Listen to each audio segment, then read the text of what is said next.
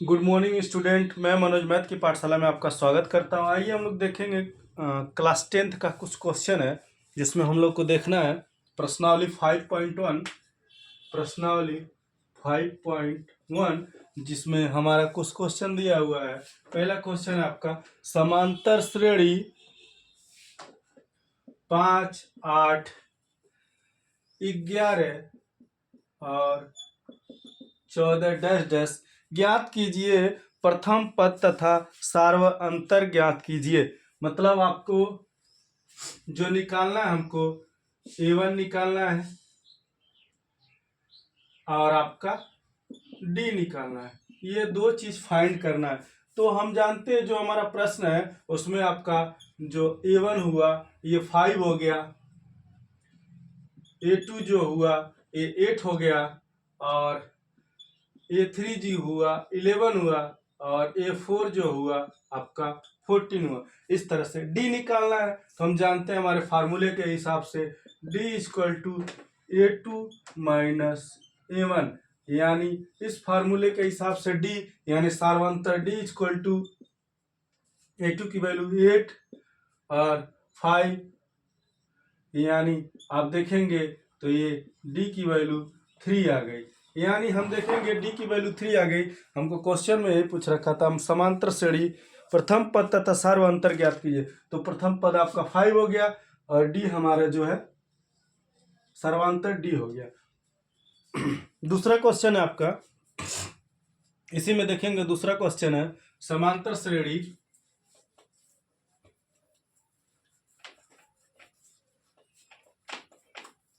इसी में हम देखेंगे दोस्तों समांतर श्रेणी √3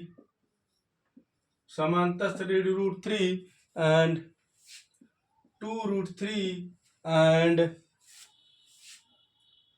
3√3 है।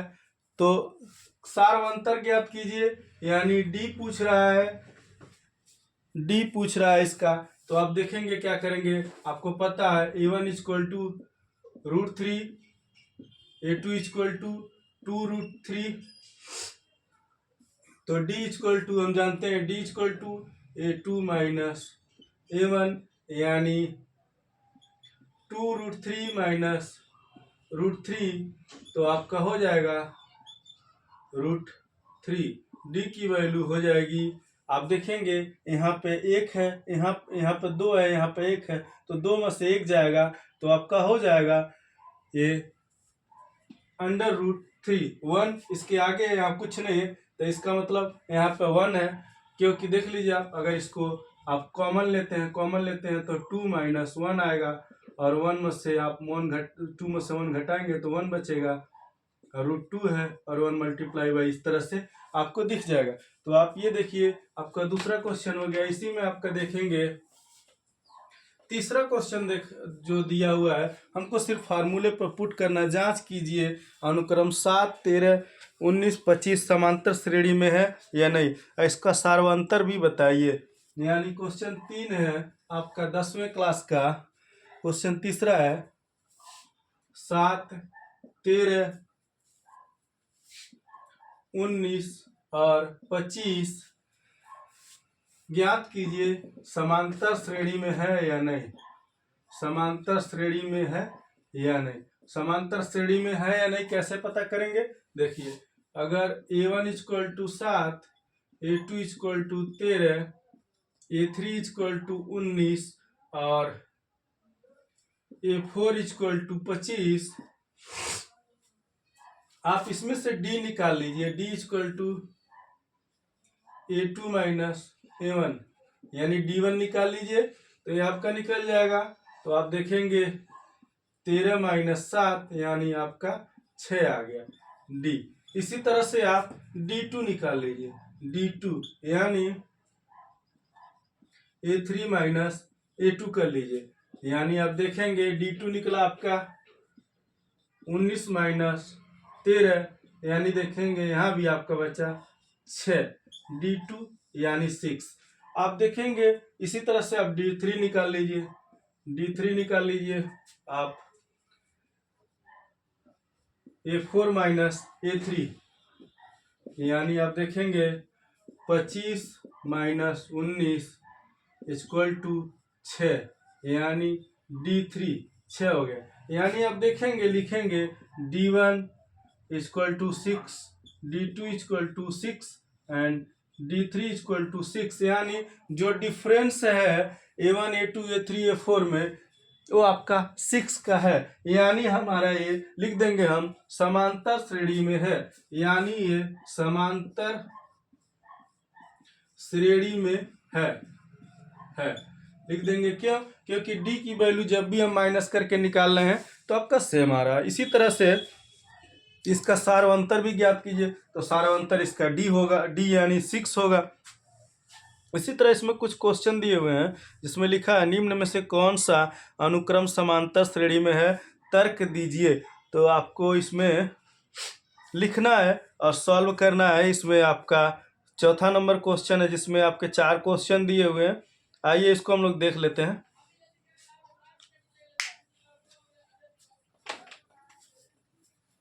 तर्क के हिसाब से देखते हैं।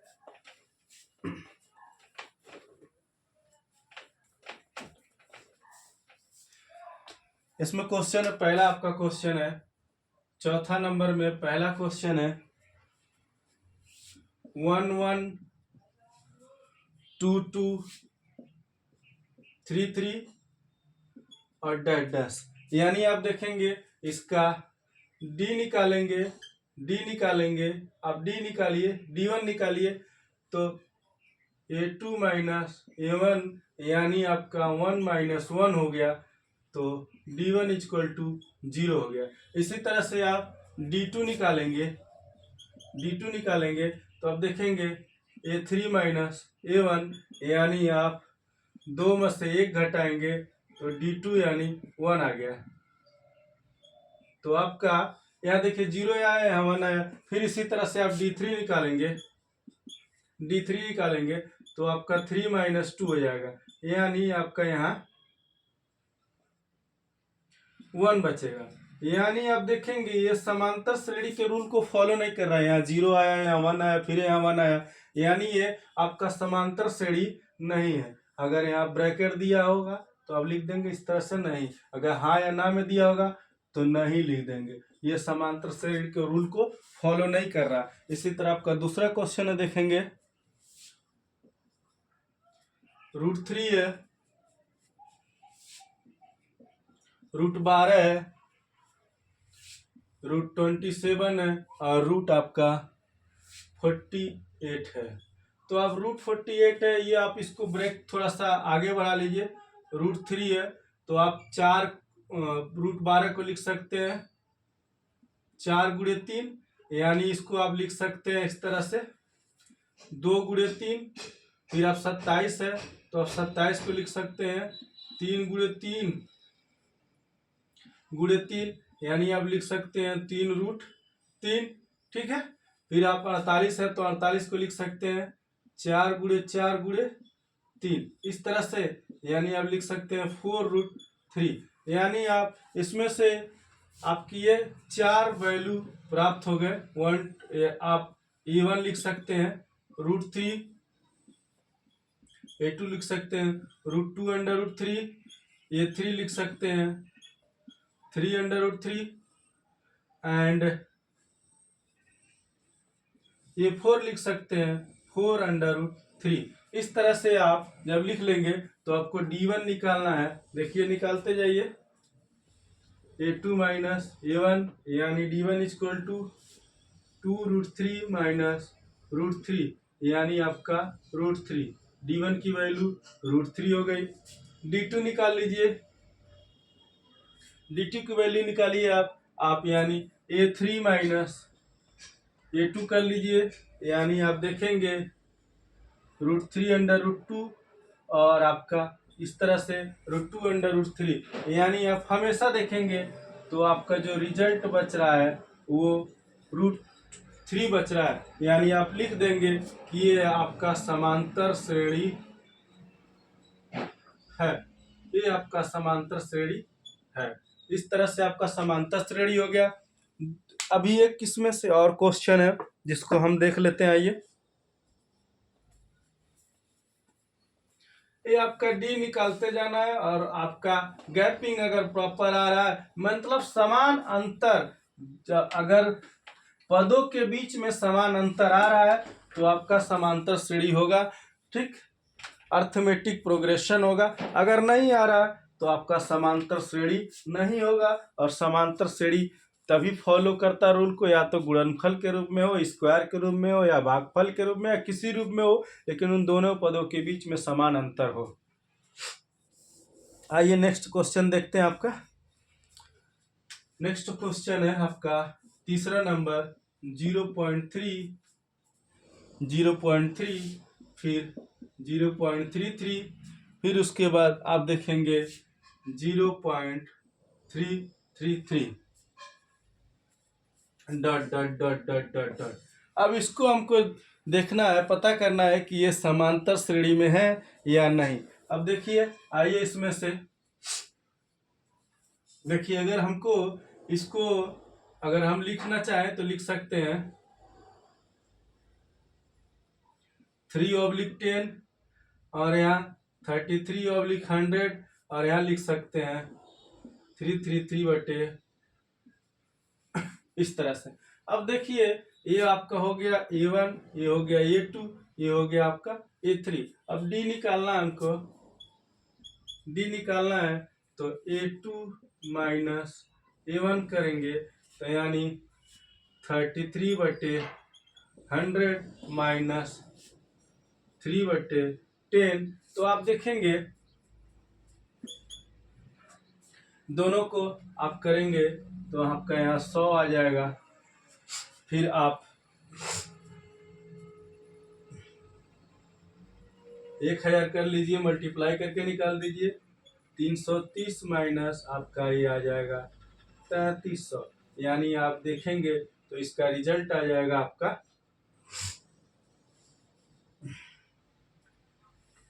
3300 माइनस 330, घटा लीजिए 0.7, और आपका यहाँ 12 में से 3 जा 9, और यहाँ 2, यानी आपका आ जाएगा 2970/100। इस तरह से यहाँ भी डिफरेंस निकालेंगे तो यहाँ भी डिफरेंस आपका उससे अधिक आएगा, यानी आपका यहाँ 1 0 और बढ़ जाएगा, यानी ये समांतर श्रेणी के रूल को फॉलो नहीं कर रहा है। समांतर श्रेणी नहीं है, समांतर श्रेणी नहीं है, नहीं है। जब D की वैल्यू अलग आ रही है, अब मान लीजिए हम D2 निकालेंगे तो D2 भी हम निकालेंगे तो इसी तरह से निकालेंगे। मान लीजिए D2 हमको निकालना है, ऐसे डायरेक्ट निकालिए 33 पॉइंट माइनस 0.33। अब घटाइए, आप देखिए 0.333 माइनस 0 लगाया, और आपका 0.33, इस तरह से घटाए, 3 बचा, यहाँ 0 और यहाँ आपका 0, ये आपका कट गया। इस तरह से आंसर आया। अब इसमें से हम घटाएंगे तो आपका फिर वही आंसर अलग आएगा, तो यानी आपका ये समांतर श्रेणी नहीं है। नेक्स्ट क्वेश्चन हम देखते हैं जो इसमें है, 4th नंबर क्वेश्चन है।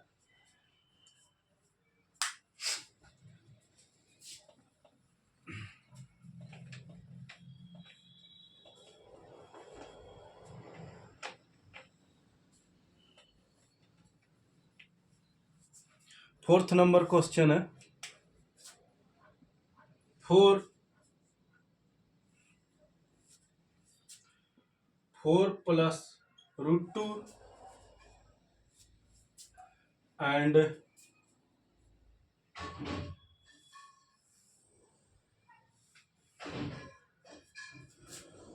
4 + 2√2 and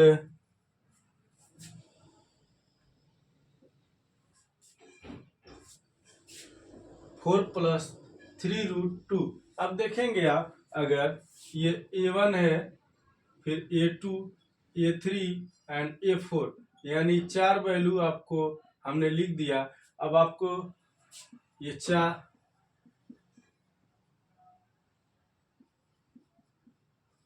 आप देखिए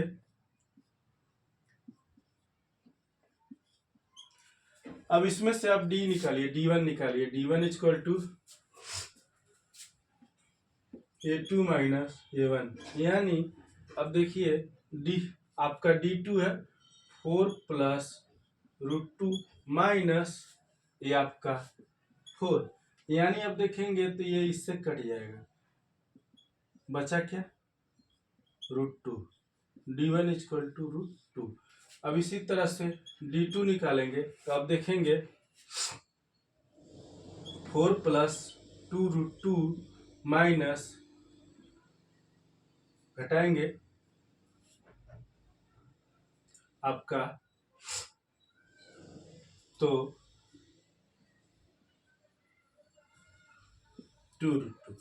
अब देखेंगे अब इसमें क्या होगा, ये आपका कट जाएगा, प्लस यहाँ 1 है यहाँ 1 है तो आपका फिर यहाँ √2 बच जाएगा, यानी D2 इक्वल टू, यानी प्रोसेस जो है सेम हो रहा है। D1 की वैल्यू भी √2 आ रहा है, D2 की वैल्यू भी √2 आ रहा है, यानी D3 की वैल्यू भी √2 आएगा। आप चेक कर लीजिए, यहाँ से घटा करके देख लीजिए, ये इससे कट जाएगा और ये 3 में से 2 जाएगा तो 1 बचेगा, यानी यहाँ भी आपका √2 आएगा। यानी सर्वांतर जो है हमेशा कॉमन आ रहा है, तो आपका ये समांतर श्रेणी है, ये आप लिख सकते हैं समांतर श्रेणी है, समांतर श्रेणी है। ये आपको देखना है, ये क्वेश्चन नंबर 4 है। मिलते हैं दोस्तों नेक्स्ट क्लास में कल, तब तक के लिए हमारे चैनल को आप लाइक कर दीजिए, सब्सक्राइब कर दीजिए। धन्यवाद।